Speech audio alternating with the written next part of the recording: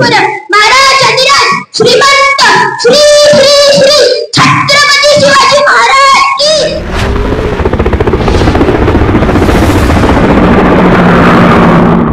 सह्याद्रीच्या कुशीतून हिरा चमकला, भगवाटिया चंदनाचा शिवनेरीवर प्रगटला, हातात तलवार घेऊन शत्रूंवर गरजला, महाराष्ट्रात असा एकच छत्रपती होऊन गेला।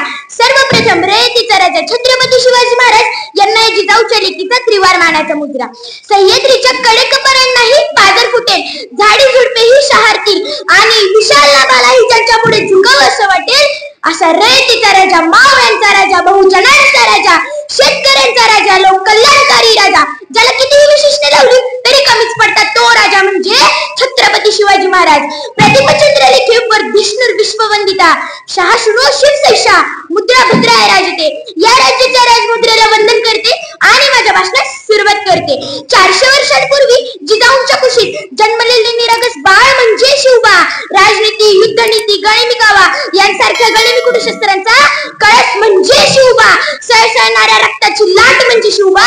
या महाराष्ट्रात माणुसकी मोजण्याचे माप म्हणजे शिवबा। दुश्मनाच्या मनातही पवित्र स्थान निर्माण करणारा हिमायतगार म्हणजे शिवबा।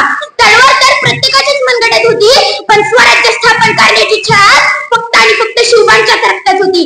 मित्रांनो, शिवाजी हा केवळ 3 अक्षरी शब्द नाही, तर तो एक मंत्र आहे आणि तो मंत्र उच्चारताच अंगातलं रक्त सळसळायला लागतं आणि एकीकडे सकारात्मक ऊर्जेचा प्रवाह तयार होतो।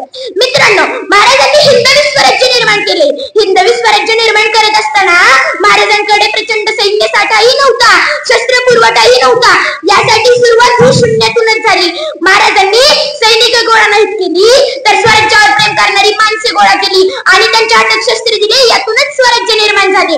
शिवनेरीवर बाळ जन्मले, कार्य केले रायगडी, भगवा झेंडा फडकला, उभारली स्वराज्याची गुढी। छत्रपती शिवाजी महाराजांचा वारसा सांगणारे आपण, स्वतःला सुशिक्षित म्हणून घेणारे आपण, स्वतःच्या जन्मकुंडाला घेऊन फिरतो, आला अपयश की करतो आत्महत्या, लावतो बाटली तोंडाला, आली शिवजयंती जवळ की घालतो वाट, करतो भांडण त्यांच्या जन्मतारखेवरून। अहो, आपण काय दर्श घेत आहोत महाराजांचा? अहो, महाराजांनी अनेक गड किल्ले जिंकले, पण कुठल्याही गडाला स्वतःचा मोठेपणा दाखवण्यासाठी नाव नाही दिले। महाराजांवर अनेक संकटे आली, पण महाराजांनी कधी आत्महत्येचा विचार केला नाही, व्यसनाची आहारी गेले नाही। यासाठी आता पुन्हा गरज आहे शिवाजी महाराजांना समजून घेण्याची। आज जर शिवाजी महाराजांच्या महाराष्ट्रात युवक जनावरासारखं वागत असेल तरी खरीच खूप मोठी शोकांतिका आहे। मित्रांनो, आज सरकारला निर्भया पदक नेमण्याची गरज निर्माण झाली आहे, कारण हैदराबाद कोपर्डीच्या घटना आता महाराष्ट्रातही घडू लागल्या। म्हणजे अजूनही लोकांना शिवाजी महाराज नीट समजले नाही।